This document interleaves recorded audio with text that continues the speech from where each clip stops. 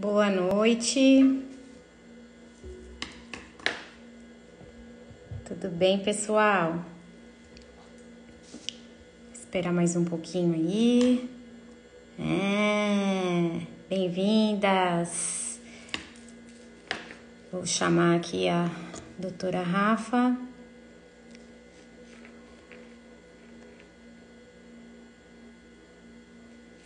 Vamos ver aqui.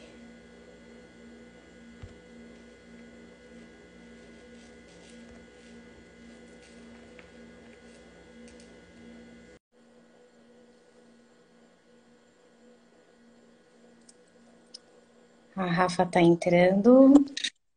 Oiê, E boa noite. tudo bem, cá? Tudo bem e você? Tudo bem. Então, tá bom. Temos um pessoalzinho entrando. Bem-vindos. A gente É, está super feliz de ter vocês aqui. Estávamos ansiosas, né, Rafa? sim, Live. começar o mês já falando sobre esse assunto super legal, né, cá? Isso aí, isso aí. Então, eu queria que você se apresentasse, Rafa. Vamos lá. Bom, não sei se, né, quem não me conhece, eu sou pediatra, tenho formação também em neonatologia, fiz residência aqui em Sorocaba, meu nome é Rafaela, tenho 37 anos, sou mãe de um menino de 6 anos. Atuo em consultório, trabalho em posto de saúde também, UTI neonatal. Fiz muito tempo pronto-socorro, mas hoje em dia já estou mais focada em outras coisas aí. Faço sala de parto. Mas assim, mais trabalho atualmente, mais com consultório mesmo. Tô mais focada nisso. É isso aí. Eu conheci a Rafa, tive a alegria de conhecê-la na UTI aqui de um hospital em Sorocaba, né, Rafa? A gente trabalhou um pouquinho juntas, né, Cá? Sim, É, mas já deu ali uma para a gente se conhecer um pouquinho e ter essa afinidade, né, em prol aí dos bebês. E aí depois, quando eu fui para a área de consultório também, tive o privilégio de trabalhar na clínica que a Rafa era sócia com outras pediatras e foi bem legal. Depois eu saí de lá e fui pro meu consultório em 2017. Nossa, passa rápido, né? é legal, como faz tempo, né? Então, 5 anos aí que eu É, venho também ó, sair um pouquinho dessa área hospitalar e estou atuando no consultório. E hoje a gente vai falar um pouquinho da importância desse profissional de primeiro contato aí com as mães, que é o pediatra, e o neonatologista. E para abrir nossa live, eu queria me apresentar também, né? Porque eu acho que deve ter seguidor da Rafa. com certeza. Terapeuta. Eu sou formada há 15 anos. A minha primeira formação foi em fisioterapia hospitalar. Eu atuei 10 anos dentro da UTI neonatal, pediátrica e pronto-socorro infantil.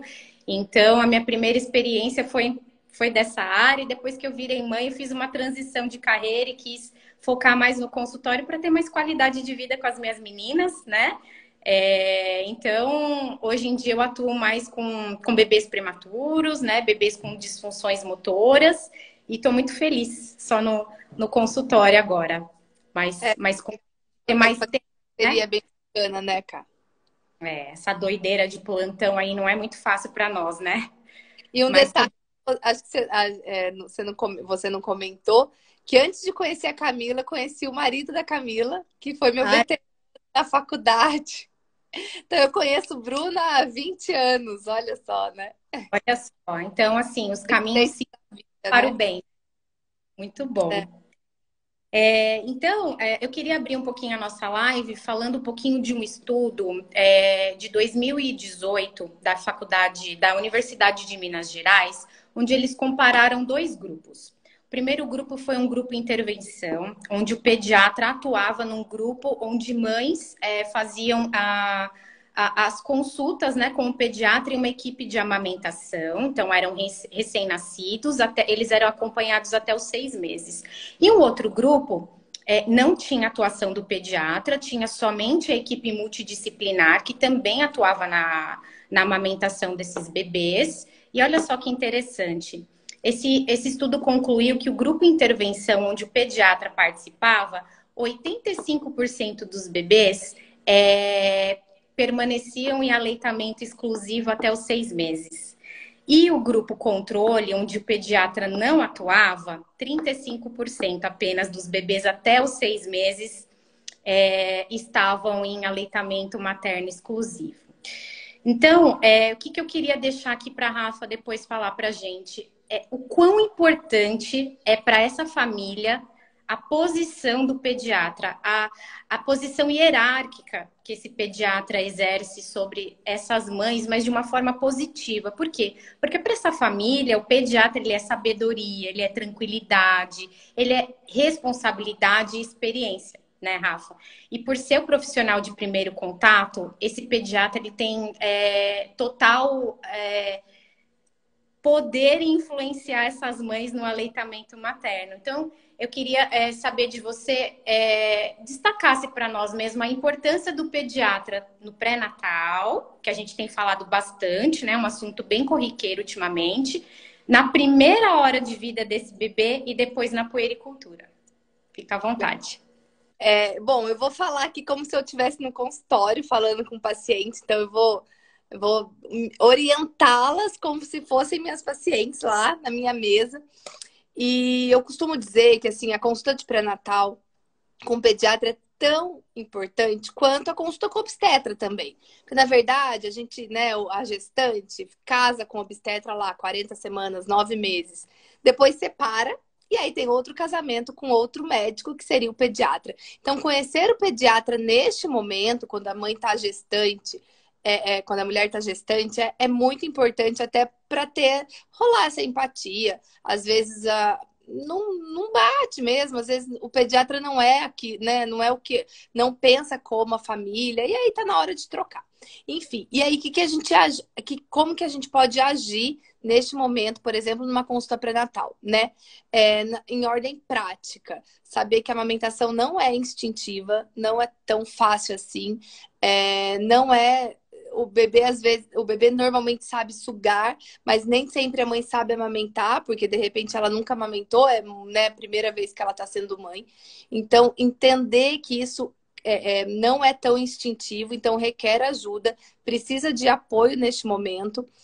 Entender sobre a livre demanda, saber que a livre demanda faz parte do processo, é o que a gente preconiza atualmente, nada dessa, né, questão de 3 em 3 horas. Então, na verdade, tirar alguns mitos, falar algumas coisas que essa mulher sempre ouviu, né, através de a avó falou, a avó dela falou, a mãe dela falou, e ela sempre achou que era o certo.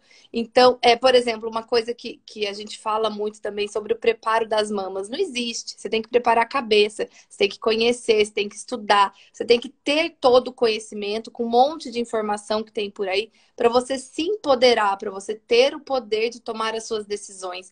Então, a consulta de pré-natal, primeira coisa, é conhecer o pediatra que vai te acompanhar, saber se ele se ele é a favor da amamentação. E também respeitar se você não quiser amamentar. Isso daí é outro ponto, cabe uma outra conversa, mas hoje a gente está falando só de amamentação. Então, se você não quiser amamentar também, tudo bem, não tem problema nenhum com isso, mas, né, enfim. E entender, saber que o pediatra vai estar ali para saber corrigir os erros, os percalços eventuais que vão ter ali pós-parto. Uma coisa muito importante também é dizer que se tá doendo para amamentar, não tá legal. Então, a consulta de pré-natal é mais ou menos por aí. Claro que tem muitas coisas para falar sobre ela, mas principalmente entender, mostrar para a mulher que é possível, ela é capaz, se ela é capaz de gestar um bebê, ela vai parir o bebê, ela vai alimentar esse bebê. Então, dar esse conhecimento para ela ter esse poder de decisão e saber até onde ela pode ir. O pré-natal, né? Eu acho que assim, entre questões práticas mesmo, entre 32, 37 semanas, eu acho super um período super legal da mãe procurar. Também não ficar outra coisa achando que eu não tenho colostro agora, gestante. Gente, vocês não precisam ter colostro estando grávida, tá? Então, depois que o bebê nasce, que é isso daí que é importante. Falando já do colostro, falando na primeira hora de vida, após, quando o bebê nasce, se o bebê estiver bem, sendo parto normal ou cesárea, esse bebê deve ir para o colo da mãe, deve fazer pele a pele. Essa primeira pega do bebê, nem sempre muito efetiva, dá muito poder para essa mulher. Porque assim, o que acontece nos 2 primeiros dias de vida depois que o bebê nasce? Todo mundo que é mãe, né, sabe que o bebê é sonolento. A gente precisa acordar, tem aquela preguiçoso, né? Que eu não gosto muito disso. Nenhum bebê é preguiçoso, mas enfim, o bebê quando ele nasce é sonolento. Então, o que que precisa, o que que essa primeira hora de vida é muito importante, além do contato pele a pele, de você reconhecer o seu filho e ele reconhecer você através do cheiro e do tato, que ele não enxerga nesse primeiro momento, botar o bebê para mamar. Por mais que essas gotinhas de colostro você acha que é pouco, não é pouco, né? O bebê tem o estômago muito pequeno. Um pouquinho que ele mama, ele satisfaz e ok. E não é nem para alimentá-lo nesse momento. É para criar esse vínculo, para ter esse vínculo. E para a mãe entender que ela é capaz. Então, essa primeira mamada, nessa primeira hora de vida, é tão importante para dar esse poder mesmo para a mulher. Para saber que nesses dois dias seguintes aí, se ela não amamentar, se ela não tiver tanto colostro ali no momento, não tem problema, isso vai acontecer, naturalmente vai acontecer. Mas a primeira hora foi importante por conta disso. Então, e o pediatra que tá ali, que bota o bebê para mamar, que explica para a mãe, que arruma a pega, que mostra para o pai, para o acompanhante que seja, para a avó desse bebê, quem tá ali do lado. Olha, é assim, vamos fazer dessa forma, deixa o bebê mamar, deixa ele sentir o cheirinho, né, que a gente fala. Então, tudo isso eu acho que faz parte. Se tiver alguém ali, né, um profissional de saúde, que já desencoraje nesse primeiro momento, tipo, ah, não, você não tem colostro, e ele é preguiçoso mesmo.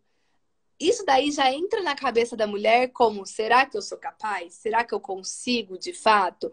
Então, por mais inconsciente que essas palavras sejam, por mais que não sejam, obviamente, de uma forma de maldade, né? Claro que não, mas isso daí entra na cabeça da mulher e faz com que ela tenha menos coragem. Ela deve, no dia seguinte, ela vai falar, poxa, realmente, o pediatra disse que eu não tenho colostro. Acho que eu não tenho mesmo. E assim, isso acaba gerando estresse, né? Estresse gera adrenalina. Adrenalina, né, na fisiologia da formação do leite, ali da produção do leite, ela age contra a prolactina. Então, quanto mais adrenalina a mulher tem, quanto mais estresse ela tem, menos prolactina ela produz, menos leite ela produz. Então, é tudo um ciclo. A mulher entra no ciclo e talvez não consiga sair sem muito ajuda. Tá mais nesse boom hormonal, né? O bebê acabou de nascer, eles estão se conhecendo, o bebê está aprendendo a mamar, está aprendendo ainda a utilizar dos reflexos que ele aprendeu intraútero, então é tudo muito novo, né? É tudo diferente. É importante até que essas informações elas sejam passadas ali para essa mãe, para ela dizer, opa, tá tudo bem, será que está acontecendo alguma coisa, né? Então ela vai se sentir mais segura se tem esse pediatra ali do lado passando essas informações para ela. E a descida do leite, né, Rafa, que não é imediata. E nem precisa ser, né, Cá? Porque assim, na verdade, a natureza é perfeita, né? Então, se o bebê precisasse do leite maduro quando ele nascesse, a natureza já teria feito lá ao longo dos milhares de anos ser leite e não ser colostro. Colostro não é leite. Colostro é o líquido que vem antes do leite. Então, assim, a pojadura, a descida do leite, ela demora 2, 3, às vezes 5 dias. E o colostro é super suficiente. Eu costumo dizer que é a primeira vacina do bebê. Imagine a mulher lá com seus 30 e tantos anos, 20 e tantos anos que seja, 50, 40 anos, sei lá, a mulher que acabou de parir. Ela tem toda essa bagagem de sistema imune, né? O sistema imune está todo ali. E o que acontece? Os anticorpos que ela produziu ao longo da vida dela passam pelo colostro. E outra coisa, o colostro, ele é pobre em gordura, mas ele é riquíssimo em açúcar. Então, o bebê, nesse momento, ele precisa disso. Ele não precisa engordar.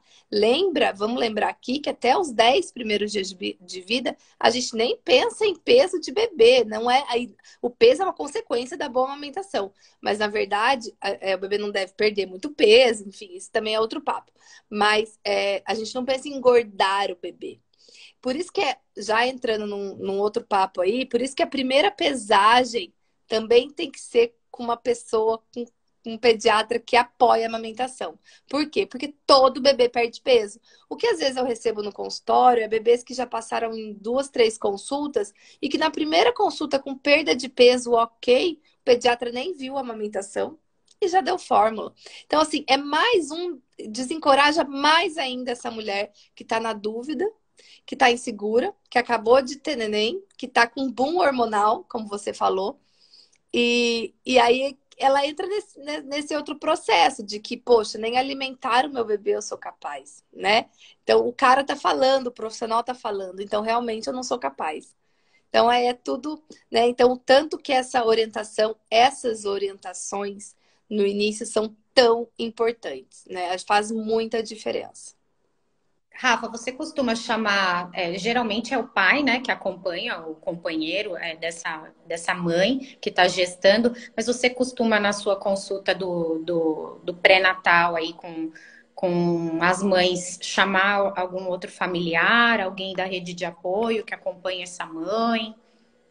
Na verdade, quando muitas vezes vai ou o marido ou a mãe da mulher, né? Já vem sogras algumas vezes, e algumas coisas eu direciono especificamente para elas, principalmente quando são avós, né? Então eu costumo dizer muito tentar tirar da cabeça delas crenças que elas ouviram dizer, né? Então, assim, enfim, coisa às vezes básica de limpeza de umbigo, como que faz, troca de fralda, mas a amamentação principalmente, para elas não desencorajarem essas mulheres, porque muitas vezes elas, com a questão do bebê chorar, né? O bebê tá chorando, todo choro é fome, e a hã? Ele tá com fome, esse menino tá. Fome, seu leite é fraco, dá fórmula para esse menino. Enfim, isso daí, tentar tirar dessas pessoas que são mais velhas e que foram criadas dessa forma também, não é culpa delas, né? Ninguém tá falando isso. Mas que não é bem assim, né? Que tem tempo, dá tempo para arrumar.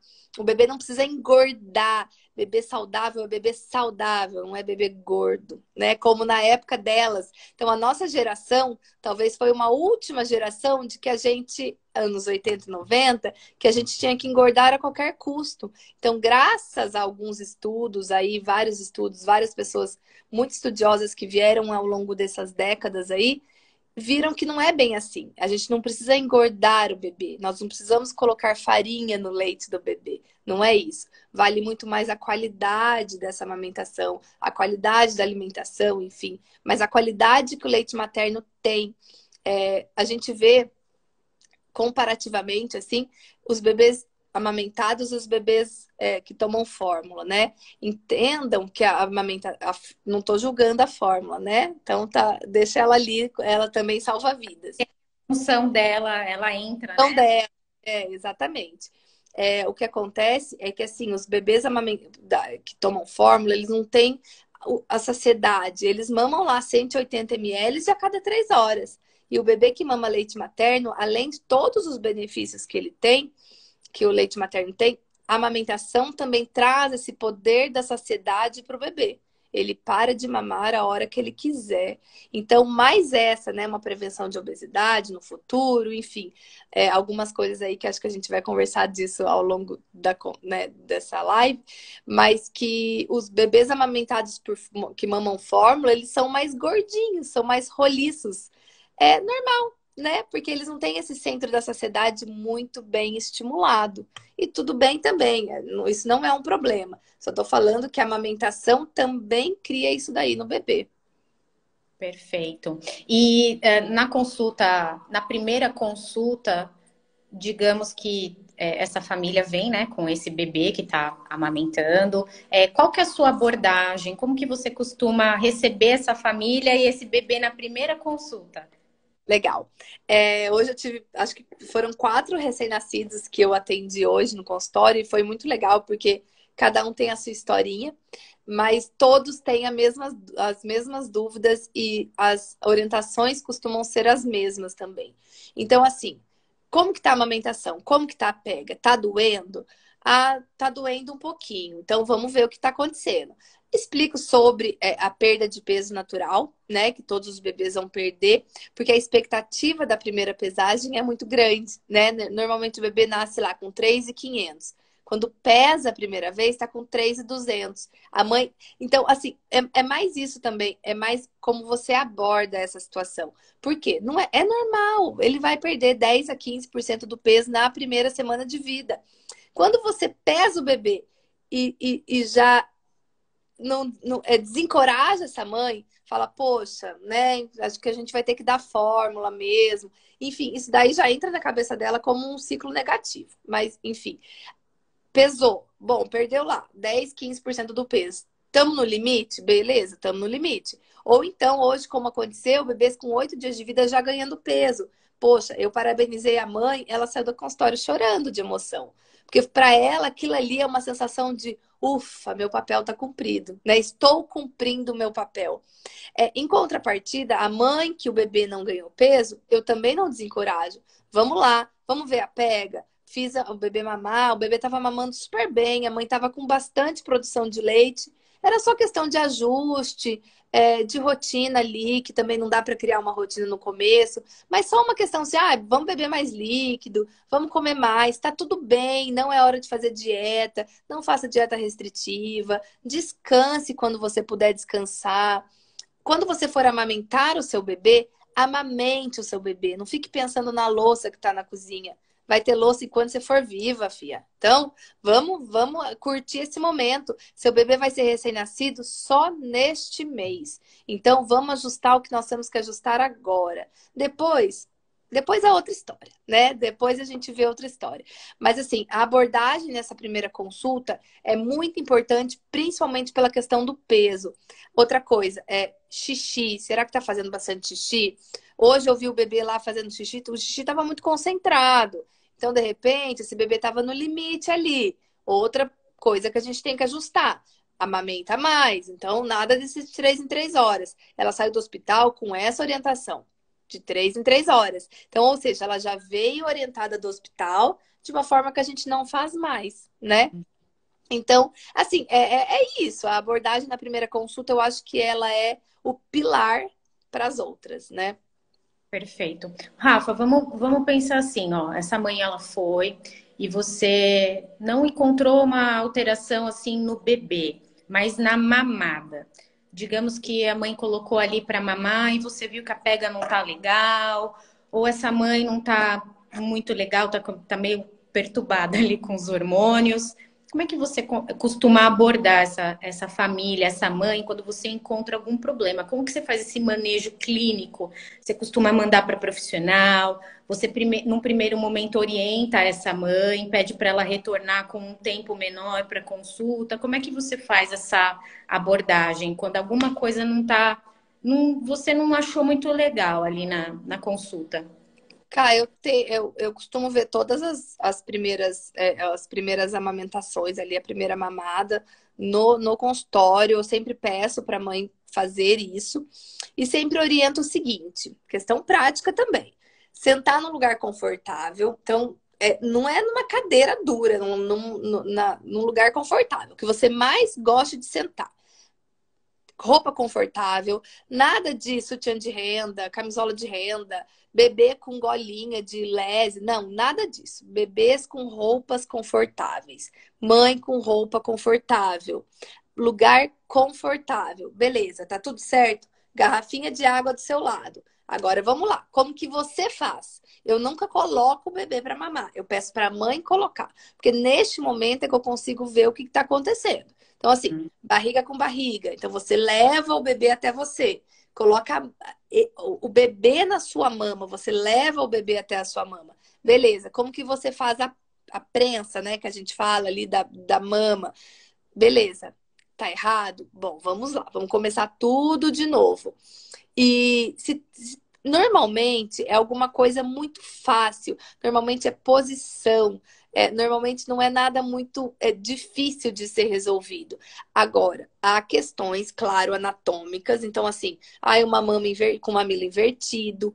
É impossível? Não é impossível, mas é mais difícil. Dá certo? Claro que dá. Mesmo porque o bebê não mama no mamilo, ele mama na areola, tem que pegar a areola toda. Então, a pega do bebê também. Eu costumo dizer que, na verdade, a pega, cara, do bebê é o mais importante. Se o bebê não pega ali, se ele tem alguma coisa anatômica que você tá, né, super por dentro dessa história, freio lingual que você vai falar mais pra frente, se ele tem alguma flacidez de musculatura, se ele tem o queixinho mais para trás, enfim, a pega do bebê eu diria que é 80%, até mais, talvez 90% ali do sucesso da amamentação. A parte anatômica da mama, claro que influencia, mas isso dá super certo de arrumar, de fazer, se a mãe tiver bastante orientação e paciência. Então, assim, eu tento arrumar ali nesse primeiro momento. Normalmente eu peço para voltar em 2, 3 dias. A mãe volta.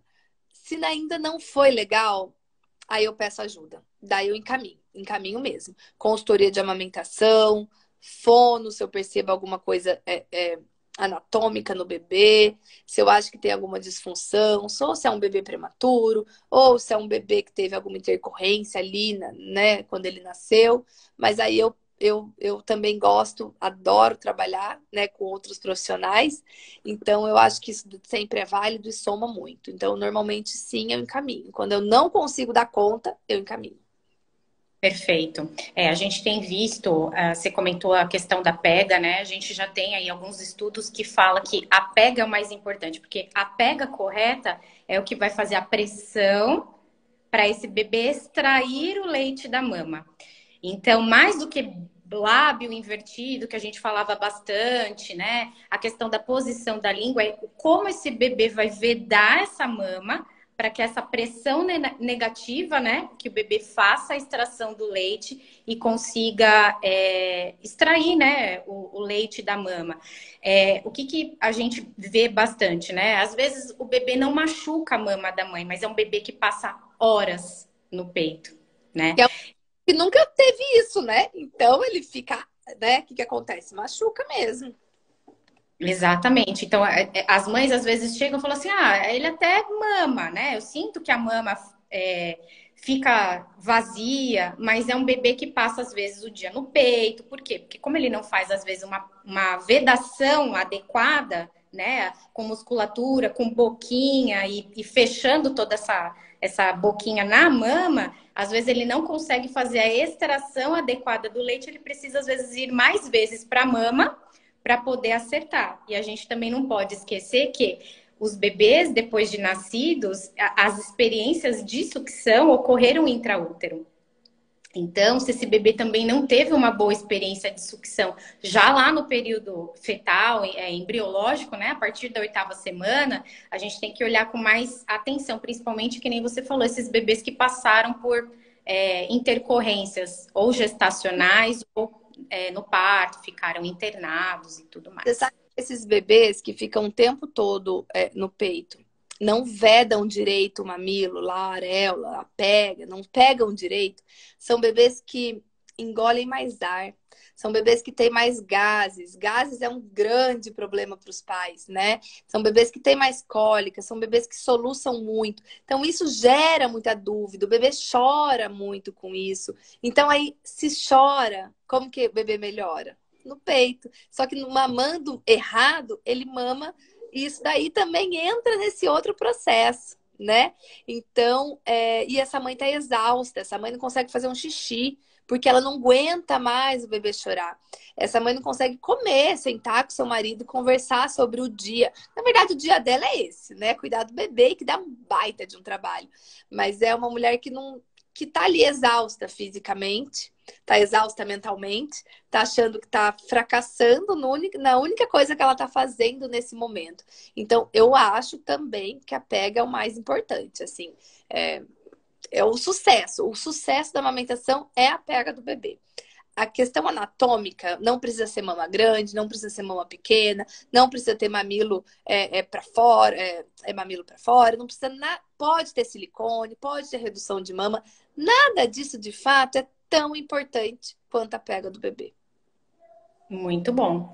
E é isso mesmo. A gente vê isso no dia a dia, inclusive com as mães, né? Eu trato muitos bebês pequenininhos e elas relatam isso para gente. Então, é importante que a gente tenha até esse bate-papo com o pediatra, porque a consulta às vezes é muito rápida, né, Rafa? Eu sei que a sua consulta não é rápida, mas esse bate-papo ali de meia hora, 40 minutos com a mãe é muito rápido. E a mãe está preocupada com o bebê. E às vezes a gente, com esse olhar para a mãe, porque se a mãe não estiver bem, o bebê não vai estar bem. E as mães têm que pensar o seguinte: eu sei que tem bastante mãe que está assistindo a live. É assim, ó, o bebê que não mama, o problema não é com vocês. O problema não é com a mãe. Exato. A gente tem que intervir no bebê. A alteração sempre no bebê. Então, uma gestação não vai ser igual a outra, um bebê não vai ser igual a outra. Às vezes, tem mãe que tem 2, 3 filhos e cada uma, e às vezes ela amamentou os 2 filhos e o último não amamentou, ou às vezes ela não amamentou o primeiro e amamentou os demais. Então, o problema nunca é na mãe, é sempre no bebê. É por isso que a gente tem que ter esse olhar atento e as mães se sentem muito culpadas, porque essa questão de se doar, de amamentar, né? A gente carrega isso em nós. E a gente tem que lembrar que o problema não é na mãe, é no bebê. Então é muito importante o pediatra já ter esse olhar e encaminhar. E assim, a Rafa encaminha mesmo. Olha, né? Ela até prefere encaminhar, sabendo que muitas vezes pode não ser nada, mas pode salvar uma amamentação. Porque é isso, naquele momento o bebê não apresentou para ela, mas numa avaliação minuciosa de um profissional, a gente encontra às vezes um detalhe, e é esse detalhe que vai fazer toda a diferença ali para salvar essa amamentação e deixar essa mãe mais tranquila e saber que o problema não é com ela. Porque as mães assim, eu não fiz nada, eu não comi nada de diferente, ele tá com cólica, eu amamentei nos horários certos e ele não sai do peito, então elas se sentem culpadas. Então é importante essa abordagem, de como abordar. Você sabe que essa culpa, né? Nasce o bebê, nasce a culpa. Mas assim, não deve ser assim, porque realmente essa questão da cólica não é, entendam, não é o que você come, não é. Do bebê não tá chorando o tempo todo, não é culpa sua. Bebês choram, vamos tentar resolver a situação, né? E mães igual eu falei anteriormente, mães estressadas produzem da adrenalina. A adrenalina cortam a prolactina. Então, e diminui também a ocitocina, né? A ocitocina é o hormônio da felicidade. Toda mulher que amamenta tem ocitocina ali, ó, e exala a ocitocina. E a ocitocina serve para ejeção do leite. Então, se não tem nenhum desses hormônios por conta da adrenalina que corta, então, assim, é muito, muito importante que o pediatra também olhe para essa mulher, né? E assim, poxa, vamos lá. Não tem problema você deixar seu bebê chorando ali um minutinho para você escovar seu dente, para você ir fazer um xixi, que seja, sabe? Lavar o cabelo. Calma, não tô falando que é para deixar o bebê chorando no berço, tá? Entendam. Tô falando que assim, 5 minutinhos, eu só preciso ir ao banheiro. Preciso me olhar, né? Então, é uma coisa muito, muito doida mesmo dessas mulheres, de nós, né? Porque nós também, mães, também tivemos essa sensação de culpa o tempo todo. Mas não deve ser assim, né? E o apoio, a famosa rede de apoio, ela deveria servir para isso, né? Ela deve servir para isso. Enfim. Mas a gente vê algumas situações em que elas acabam até atrapalhando, né? E você falando em rede de apoio, vai entrar aqui num tema que eu queria abordar, né? Eu gostaria que você falasse sobre a sua experiência nesse manejo da rede de apoio. Como que você aborda quando alguma coisa não está legal nessa rede de apoio? Como que você costuma direcionar esses casos que você percebe que a mãe está precisando de ajuda? Não é uma questão só dela, está precisando desse apoio aí em conjunto para fortalecer mesmo a amamentação. É até legal essa pergunta, porque, assim, muitas vezes, principalmente nas primeiras consultas, os pais vão, né, os dois, a mãe e o pai. E aí, hoje, um bebezinho, né, que ganhou super peso, a mãe tava super bem, amamentando, feliz. Então, assim, não tô falando que o foco é o peso. O peso foi a consequência de tudo que tava rolando legal. Então, assim, o bebê mamando bem, a mãe feliz, a mãe tava com o cabelo escovadinho, maquiada, e assim, o bebê 11 dias de vida. E aí, no exame físico, né, falei que tava tudo bem e parabenizei o pai também. Falei, isso aí. Ela só está assim, bem, né, se cuidando, porque alguém cuidou do bebê. Provavelmente foi você. Aí ele ficou orgulhoso, assim. Ele falou, fui eu. Enquanto ele estava dormindo, eu pus ele pele a pele e ela foi tomar banho, foi se arrumar para vir à consulta. Que para eles é um passeio, né? Então, eu parabenizei. Então, assim, a primeira coisa que eu acho que tem que fazer é ver qual que é a dinâmica familiar dessa mulher, né? Porque muitas vezes ela também é uma pessoa sozinha. E se o pai vai junto na consulta, uma das coisas que eu sempre falo também, a mãe amamenta, então o vínculo da amamentação tá com ela. Agora o banho pode ser seu. Vamos lá? Ensina a dar banho. Sabe? Pode dar banho no chuveiro, não tem problema. Primeiro dia de vida, vamos lá, banho no chuveiro.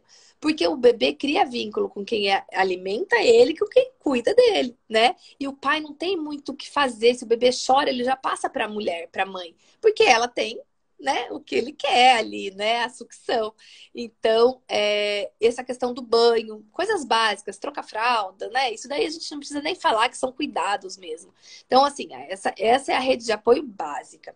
Agora, o que a mãe também, a mulher, a família também deve se preparar, que eu acho muito, muito legal, assim, é afastar dessa família, dessa família pequena que está ali se formando, pessoas que talvez fossem dar palpites que não ia ser legal, né? Porque mais do que a rede de apoio que ajuda, ela também pode atrapalhar. Ela também pode ser muito maléfica.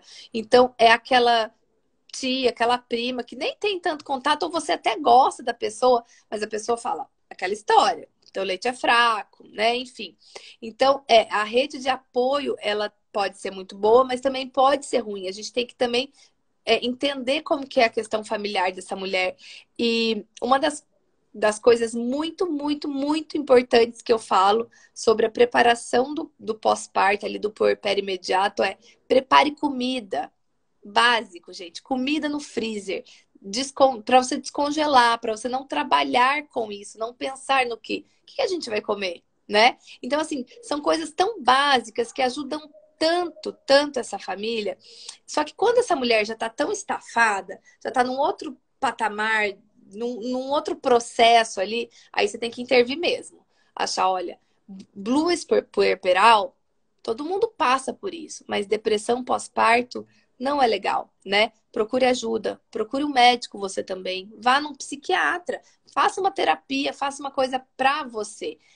Se essa mãe tá sozinha, eu consigo abordar bem sobre isso, conversar, ouvir, né? Elas gostam de serem ouvidas, porque quando o bebê nasce, a gente só olha pro bebê, a gente esquece essa mulher que ficou sendo o centro das atenções por 9 meses e agora não é mais.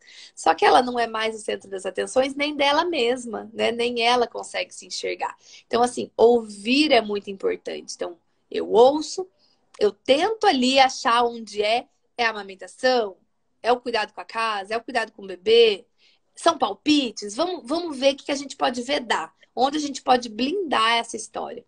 É mais ou menos por aí, eu acho. Isso mesmo. Eu passei, né, por isso bem e assim, na minha segunda bebê eu tive, parece que tudo aconteceu e foi bem difícil porque quando a gente não tem rede de apoio próxima, então as coisas se tornam mais morosas porque você tem um bebê em casa e você continua administrando o resto. Então eu tinha a clínica para administrar, eu tinha minha casa, eu tinha minha filha mais velha, o Bruno fora de plantão, eu falei, meu Deus, Tô, tô ficando doida, preciso me organizar. Então, essa questão da organização, principalmente da comida, que é uma coisa que toma tempo, né? É muito importante. E ter amigos para conversar, porque às vezes eu vejo muito isso no consultório. Às vezes tá uma mãe ali, mas você não quer falar que a mãe tá atrapalhando, tá falando ali na sua orelha. Então, às vezes, o pediatra na consulta, o passeio, né, nessa consulta, se torna um amigo que ali que você pode, nessa meia hora, desabafar e você fala, nossa, sai mais leve. Por quê? Porque é uma pessoa que não vai te julgar, é uma pessoa que vai olhar com você com um olhar mais amoroso, como um abraço mesmo. E Então, com certeza. é muito bom. Por isso que não pode faltar nas consultas, né, Rafa? É verdade. Acho que a consulta com o pediatra nesses primeiros meses, até o primeiro ano de vida, eu acho que do bebê, porque as fases, o bebê vai mudando, né, mês a mês, é muito importante para a gente manter esse vínculo, sentir que não está sozinha e nada como uma outra pessoa olhando e falando assim, vai dar tudo certo, eu já passei por isso, é assim mesmo, conta comigo, e a gente sente muito isso quando vai na consulta e tem esse olhar mais amoroso do pediatra. Isso é muito bom, dá uma sensação de paz, de aconchego. Proximidade, né? Você fala, poxa, eu sou real, né? Eu tô ali, eu sou real. Isso que eu tô passando não é aterrorizante. Eu vou passar por isso, né? E assim, é exatamente isso que você falou. Você com seus dois puerpérios, é, e eu assim, depois que eu fui mãe também, eu com certeza consegui olhar com outros olhos para essas mulheres, né? E o puerpério não é fácil, não dura só 40 dias.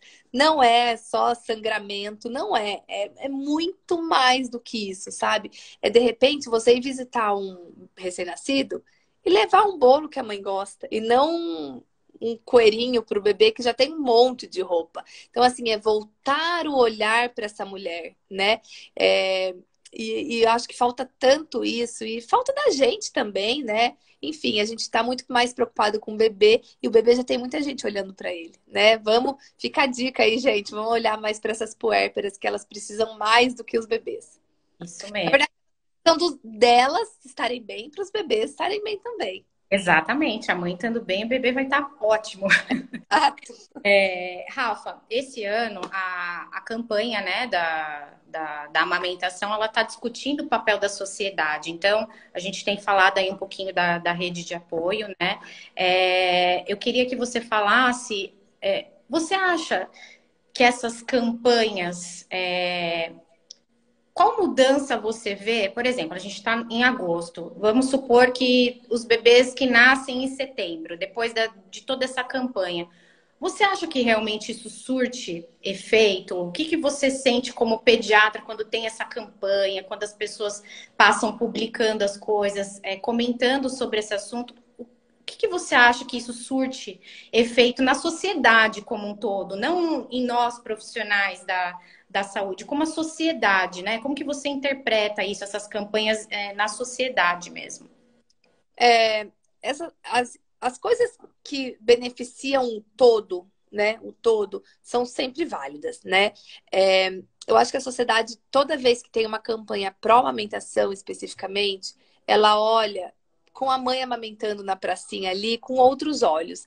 Então, julga menos, entende menos, entende mais que a amamentação ela é muito mais do que nutrir o bebê.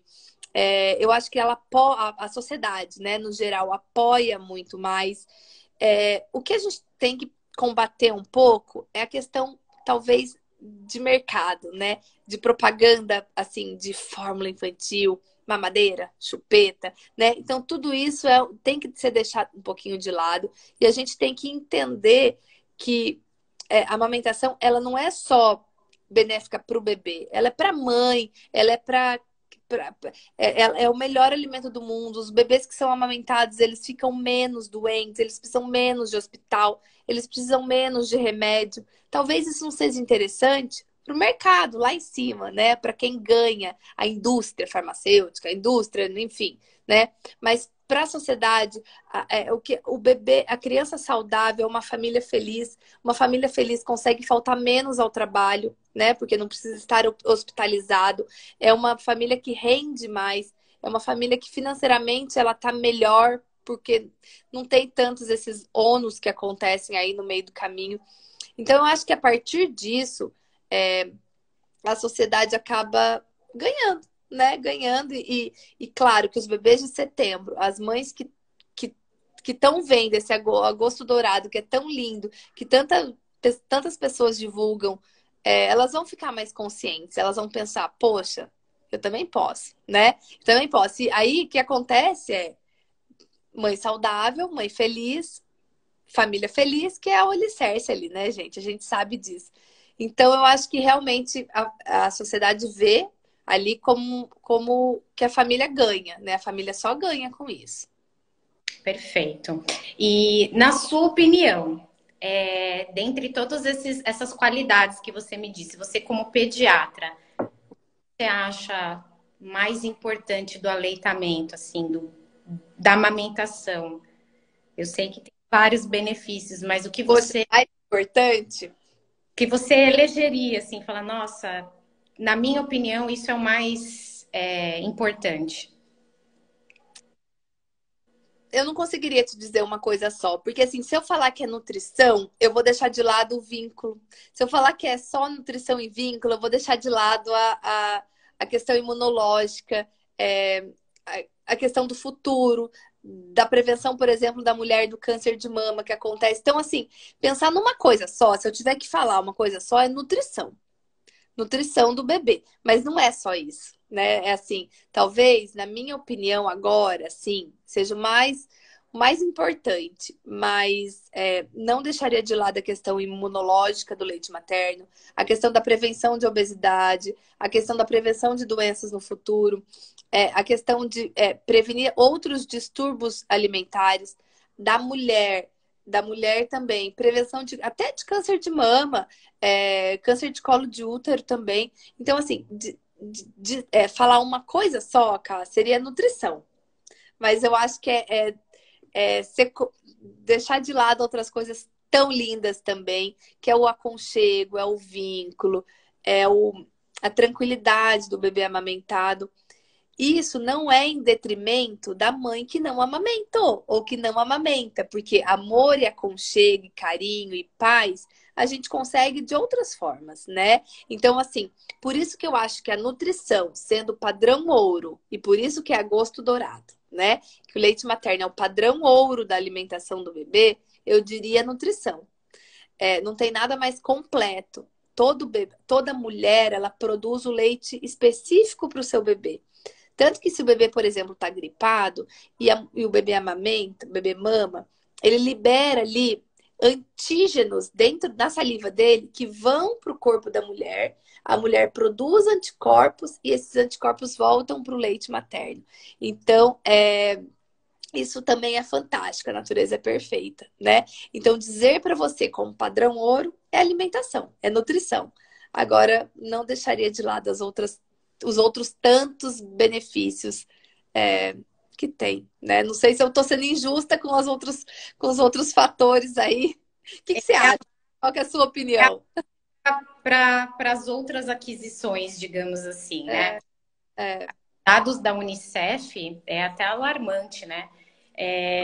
Dizem que até o primeiro ano de vida, 30% das mães deixam de amamentar, e isso impacta numa sobrevida das crianças até os 5 anos.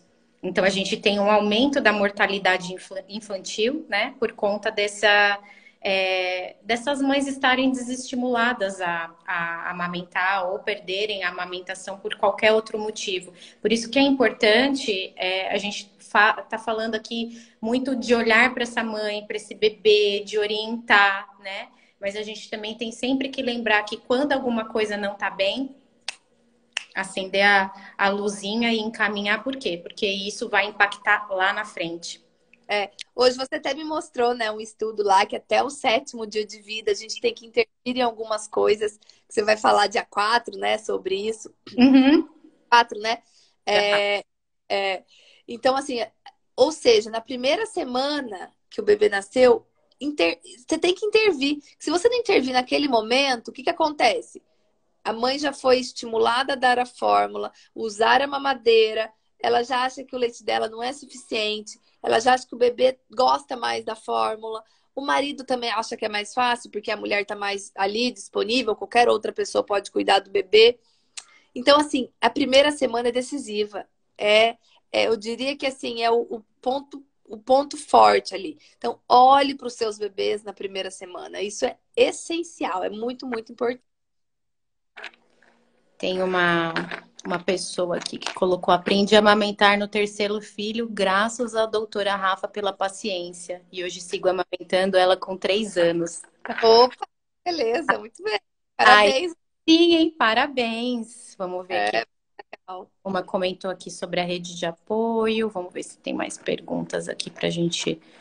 Às vezes aqui é parabenizar, elogiar. Essas mães é fundamental, doutora Camille. É isso mesmo. É isso mesmo, a gente tem que colocar elas lá em cima, né?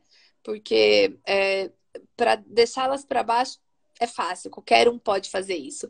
Mas não é, gente. A gente tem que. Quem tá do lado ali dessa mulher que acabou de ter o bebê, tá nesse processo da amamentação, tem que dar força, tem que falar, olha, você consegue, é assim mesmo, tá tudo certo, vamos atrás, vamos procurar ajuda.